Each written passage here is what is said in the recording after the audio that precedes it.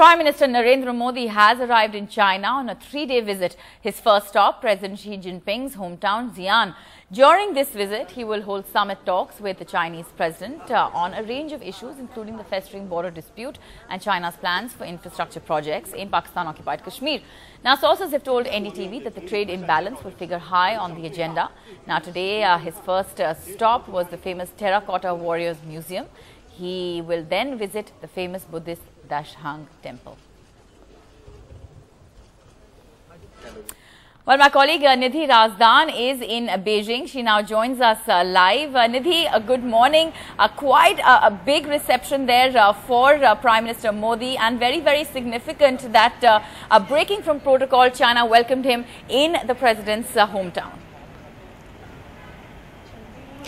Yes, in fact, that is something that the Chinese media here, which is all official media, has also highlighted on its front pages today.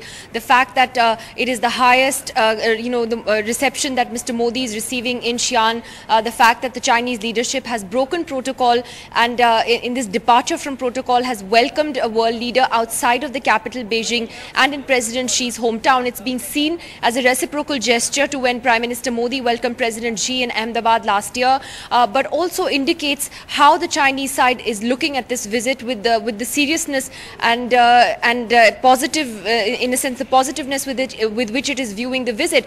However, despite that, there are key challenges that remain ahead for Mr. Modi and the Chinese leadership. He's going to be meeting President Xi today in Xi'an in a few hours from now in restricted level talks, followed by a visit to the Wild Goose Pagoda and then a banquet that the president will be hosting for him. Then the Prime Minister flies here to Beijing tonight, and he'll be meeting the Chinese Premier Li Keqiang tomorrow for the formal delegation level talks between the two countries. And herein are the challenges. The first, of course, is the boundary issue, on which government sources have told us they don't really expect any substantive movement except maybe more in terms of confidence building measures to keep peace and tranquility along the line of actual control. But apart from that, really they don't expect any major movement forward. And we've also seen really a hardening of position by China on Arunachal Pradesh in the last few years and in the last few months. They very strongly protested Prime Minister Modi's visit to Arunachal. The Chinese media, or sections of it, were also strongly critical of Mr. Modi going to Arunachal Pradesh only 2 days ago.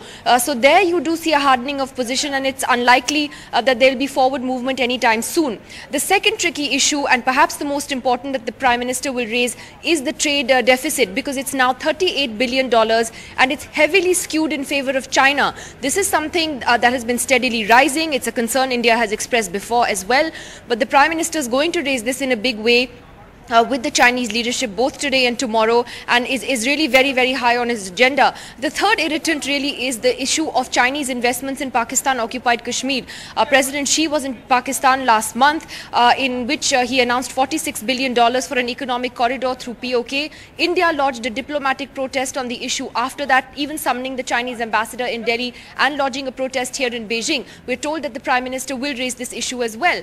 The fourth issue of concern has been China's very ambitious Silk Road projects, where they're seeking to connect the country via land and via sea to Europe. And it is the maritime Silk Road in particular which India has viewed with wariness. The Chinese side very keen to get India to cooperate on that front, but India does have strong reservations on that, which I'm told by officials is expected to be expressed strongly in this visit. And the other contentious issue is stapled visas for residents of Arunachal Pradesh, again linked to the boundary issue. But Bani, it's something that continues to happen. It's something that continues to be an irritant in the relationship.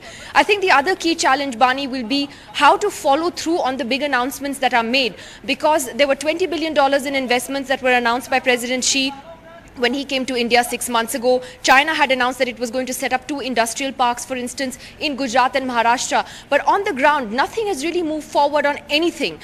These industrial parks, we were told by officials the other day, the Chinese side has come, seen, earmarked some areas. It's only been 6 months, they say.